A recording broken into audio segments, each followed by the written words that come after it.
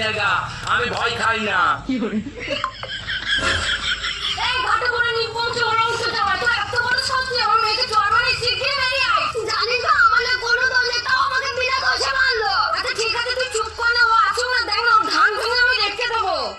খবরদার আমার বাড়ি থেকে দুজন চিল্লাবেন না। চিল্লাবো না মানে আলমাত চিল্লাবো, পুরো গ্রামের লোককে এক জায়গায় করবো। তুই আমার মেয়েকে জ্বর মেরেছিস কেন? তোর সাহস খুব বেড়ে গেছে। তুই কি ভেবেছিস তুই বেঁচে থাকলে তুই আমার মেয়েকে জ্বর মারবি আর আমি তোকে ছেড়ে দেবো? তোর মা আমরা কি করবো? আপনার মেয়ে আমার কি বলেছেন?